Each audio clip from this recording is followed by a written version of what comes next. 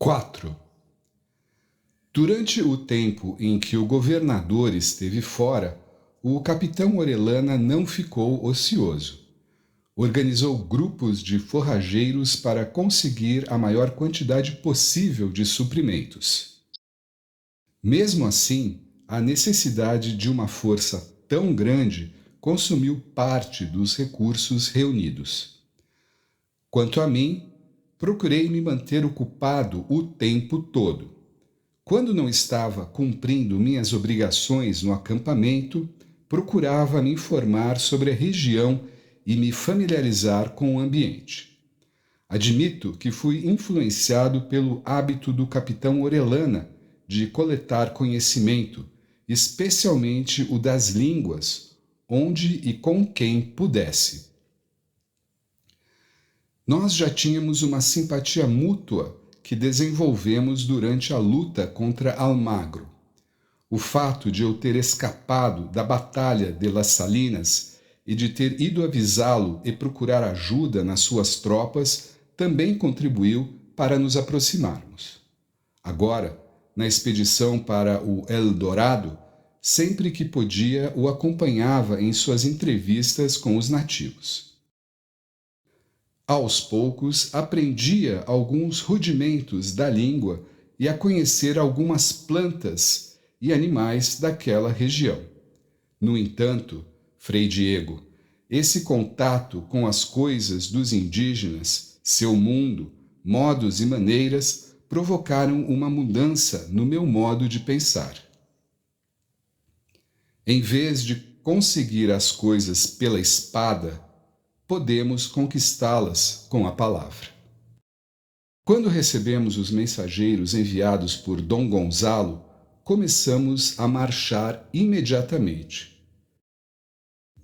Seguimos a picada aberta pela expedição de reconhecimento usando as pontes que construíram.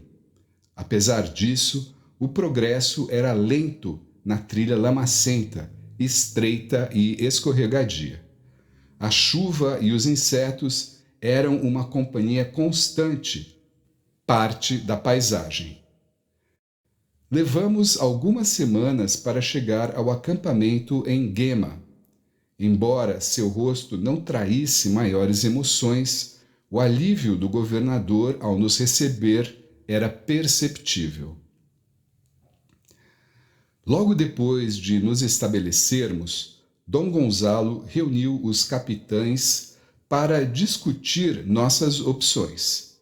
Depois de nos ouvir, o governador decidiu enviar Antônio de Ribeira, junto com 50 homens rio abaixo, para reconhecer o território.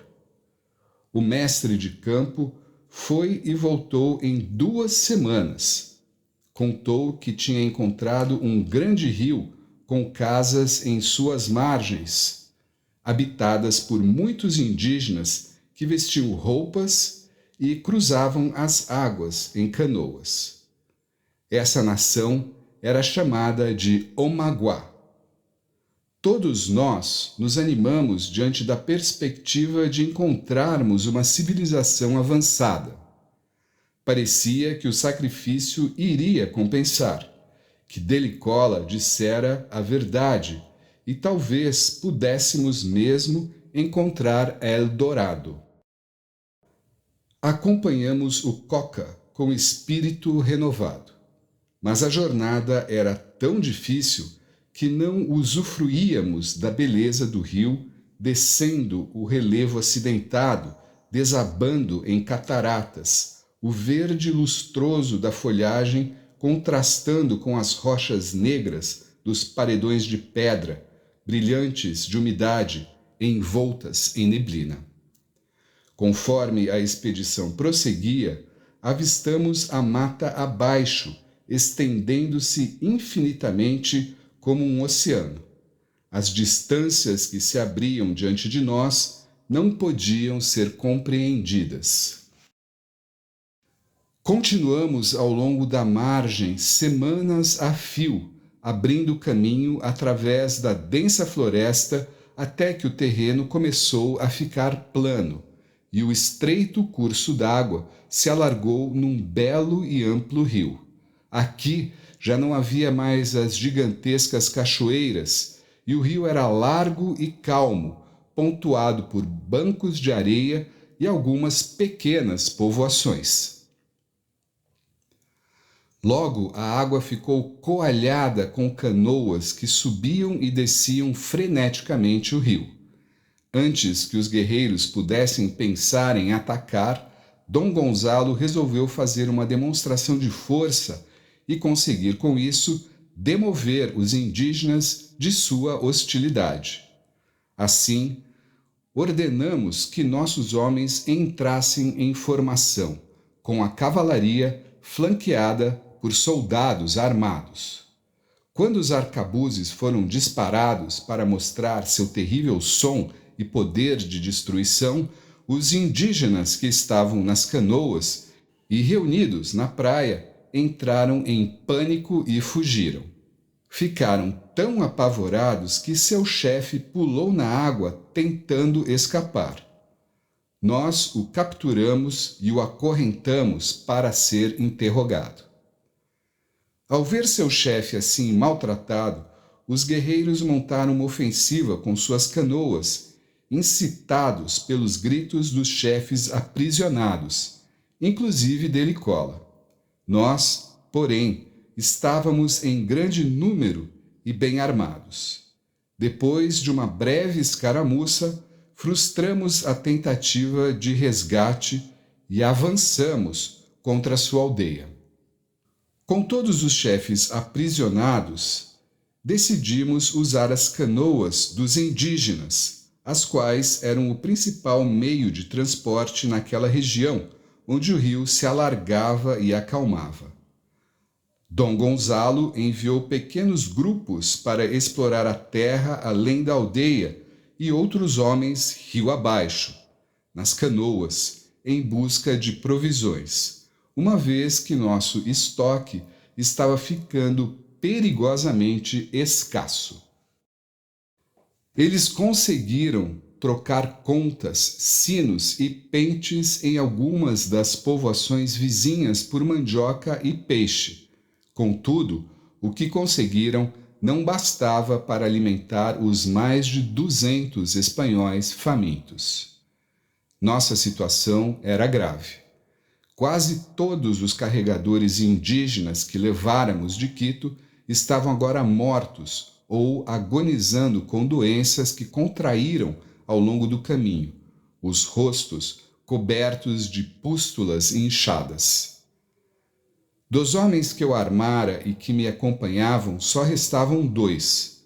Os mais doentes tinham sido abandonados no caminho, gemendo e morrendo na floresta ou na margem do rio. Quase nus ou vestindo trapos, com os pés e a pele sangrando das feridas e infecções, os rostos inchados das mordidas dos insetos, alguns perdiam o juízo e povoavam o inferno da selva com visões admiráveis. Muitos morreram, enterrados à beira do caminho, em túmulos desconhecidos, deixando de luto seus filhos, mães e esposas, senhoras envelhecidas vestidas de negro, vistas em qualquer igreja da Espanha, rezando por suas almas, com nada mais que umas poucas lembranças para consolar a pobreza de suas vidas infelizes. Mas a expedição não podia parar. O capitão Orellana ficou encarregado de guardar os prisioneiros por conta do seu talento e facilidade de aprender as línguas locais. Ele passava seu tempo com Delicola e os outros chefes, estudando seu vocabulário e tentando descobrir o que podia sobre o que havia rio abaixo. Ele começou a escrever um dicionário e a registrar frases úteis que poderiam ser usadas para obter informações. De fato, ao longo da viagem, ele veio a se tornar um intérprete competente. Apesar de muitos dos nossos continuarem a adoecer e a enfraquecer, relutávamos em partir, diante das dificuldades que enfrentáramos no caminho e do fato de estarmos no local que, se não era o melhor, ao menos era habitável. Estávamos agora no começo de outubro. Tínhamos saído de Quito havia 7 meses e cobríramos uma distância de 35 léguas, embora parecesse que tínhamos viajado por mais de 200. Então, um dia qualquer, o governador teve uma ideia para que prosseguíssemos com menos esforço. Ao observar a facilidade com que as canoas navegavam pelo rio, ele decidiu construir um bergantim. Era uma solução simples e óbvia, mas tinha sido, de fato, inspirada pela necessidade. Em primeiro lugar, como quase todos os carregadores tinham perecido, não havia escravizados africanos em número suficiente para transportar nosso pesado equipamento. A barca poderia levar nossas armas e barris de pólvora, assim como os doentes e os restos de nossas provisões. De fato, o capitão Orellana tinha descoberto em suas conversas com os chefes indígenas que o rio era a principal estrada dos nativos, estendendo-se por enorme distância. Por isso, não havia trilhas nas margens, apenas caminhos esparsos entre as vilas que só podiam ser percorridos a pé. As canoas eram, portanto, o principal meio de viajar. Dom Gonzalo informou sua ideia aos capitães.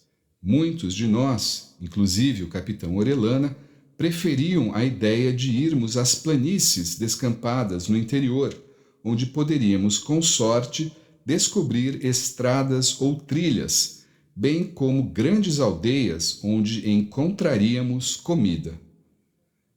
Mas o governador já tinha decidido. Ele nos informou que o bergantim que construiríamos iria proteger e acompanhar as canoas que tínhamos capturado, de modo que poderíamos cruzar o rio de uma margem à outra em busca de alimentos. A ideia era boa. Contudo, devido às nossas condições e aos poucos recursos de que dispunhamos, sabíamos o quanto seria difícil construir aquele bergantim. Dom Gonzalo, porém, não permitiu que o desânimo se instilasse em nós. Como que, estimulado pelas dificuldades, estava decidido a mover rio e floresta para encontrar o Eldorado.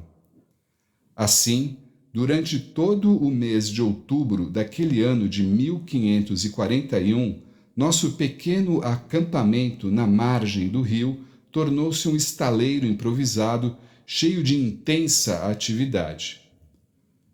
O local do acampamento passou a ser chamado de El Barco, um nome que refletia não só nossa atividade, mas principalmente nossa esperança de salvação. Todos nós, inclusive os oficiais, nos dedicamos à tarefa. O mais ativo de todos era o capitão Orellana, esforçando-se incansavelmente para conseguir o material necessário. Ele andava pelo acampamento reunindo todo o ferro disponível, especialmente as ferraduras que haviam sido tiradas dos cascos dos cavalos mortos. Ele também dirigiu a derrubada e preparação da madeira necessária, ordenando que fosse levada para os soldados nativos das cidades portuárias de Biscaia e Andaluzia, escolhidos para construir o bergantir por terem algum conhecimento ou experiência na construção de barcos. O processo era intrincado e demorado, exigindo habilidade dos homens. Instalamos uma forja para derreter o ferro e fabricar pregos. O carvão era produzido com muita dificuldade, pois a chuva era tão intensa quanto frequente. Tivemos de erguer cabanas para evitar que a forja molhasse e para abrigar os construtores do bergantim.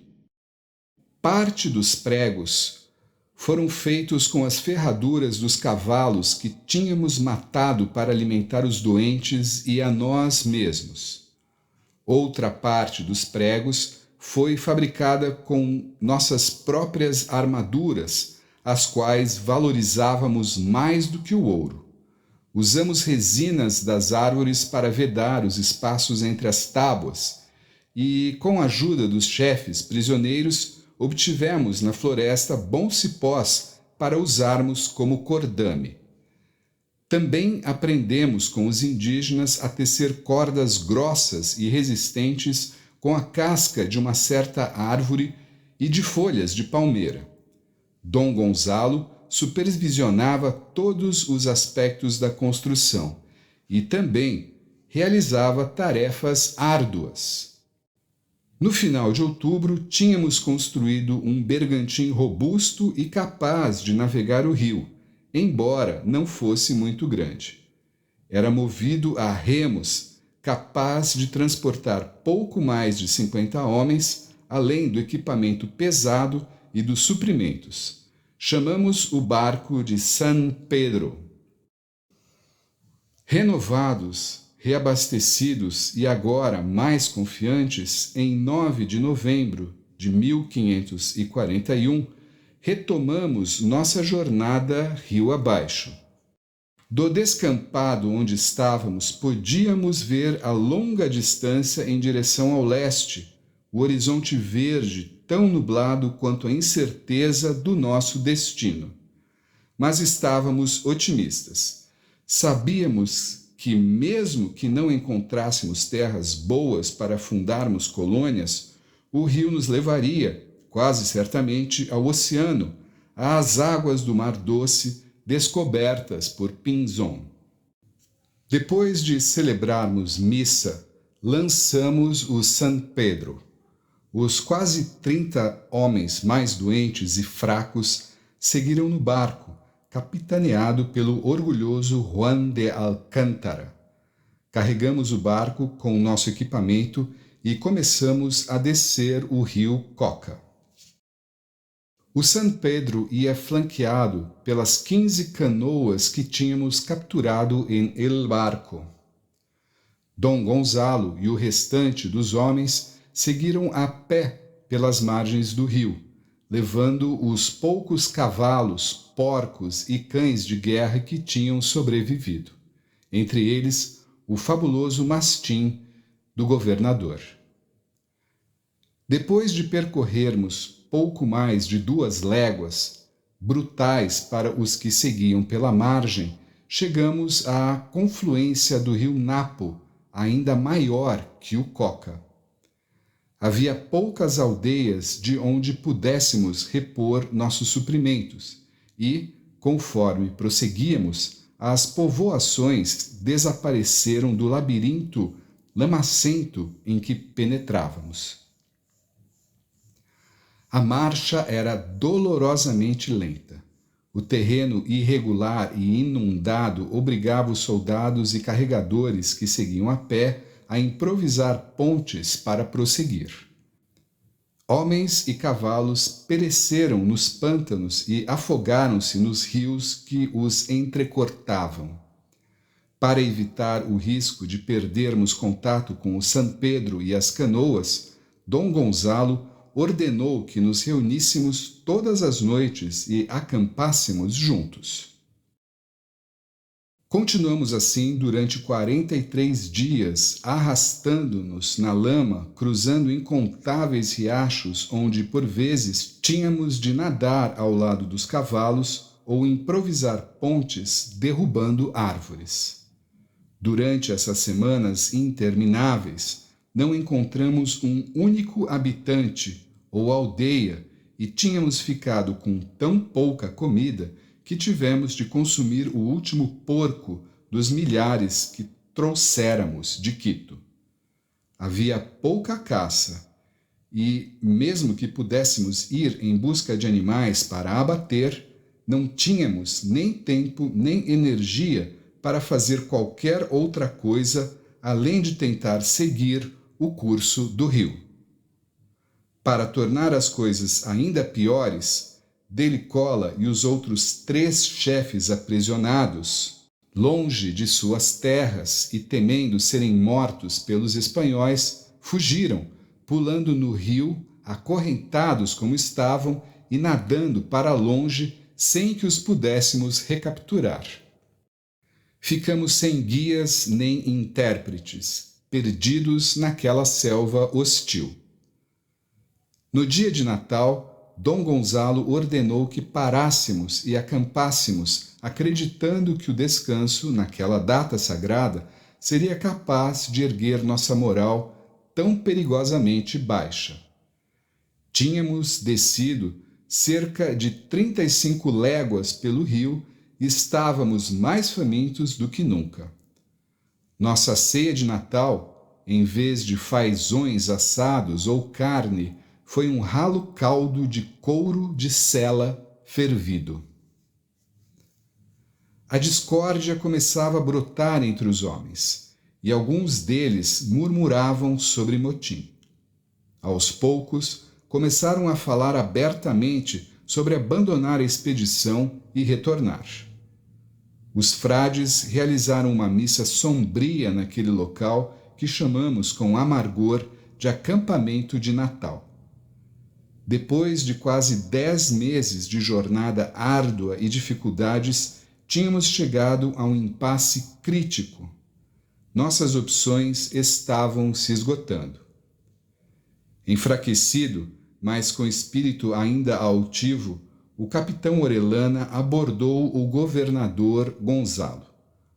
Lembro-me bem da cena.